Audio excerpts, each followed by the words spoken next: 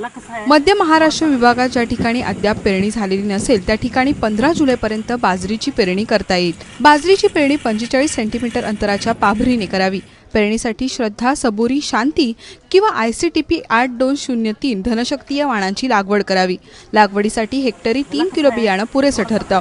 पेरणीवेळी हेक्टरी 30 किलो नत्र आणि 30 किलो स्फुरद जमिनीला द्यावं।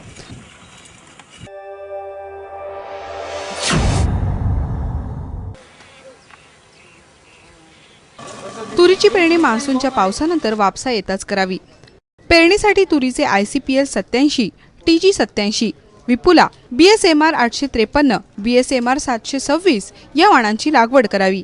पेरणीपूर्वी 10 ते 15 गाड्या शेणखत द्यावं। तसंच पेरणीवेळी हेक्टरी 25 किलो नत्र, 50 किलो स्फुरद जमिनीला द्यावं।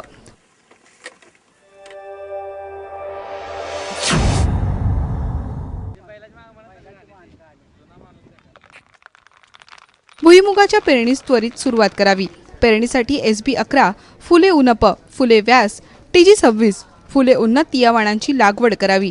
जातीनुसार हेक्टरी 100 ते 125 किलो भुईमुगाचं बियाणं पुरेसं ठरतं।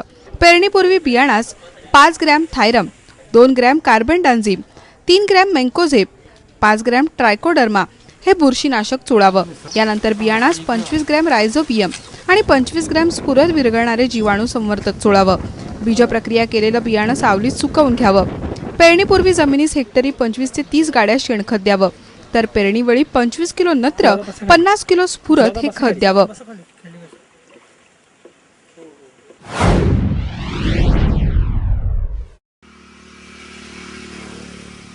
मध्य महाराष्ट्रात 15 जुलैनंतर आडसाली ऊसाची लागवड सुरू होईल।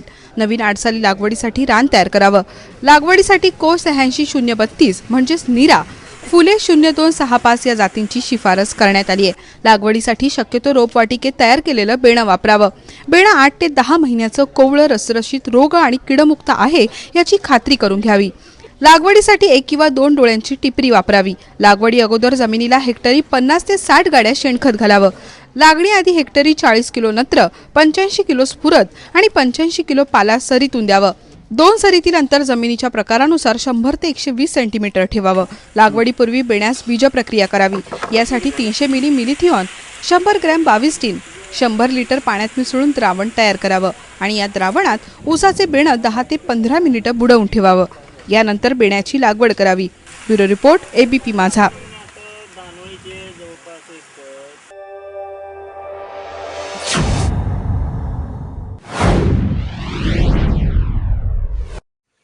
मराठवाडा विभागातील डाळिंब पिकावर सध्या कीड रोगांचा प्रादुर्भाव दिसतोय।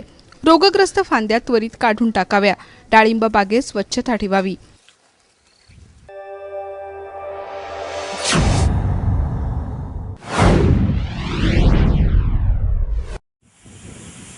विदर्भातील ज्या शेतकऱ्यांनी आतापर्यंत भात बियाणाची पेरणी केलेली नाही त्यांनी पेरणीचं नियोजन करावं।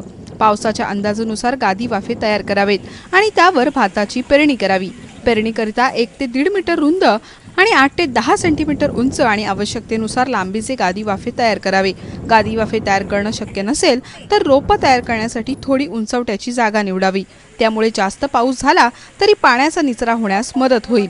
भाताच्या पेरणीपूर्वी प्रति गुंठे 3 क्विंटल चांगलं कुजलेलं शेणखत, 1 किलो युरिया आणि 3 किलो SSP मिसळून द्यावं।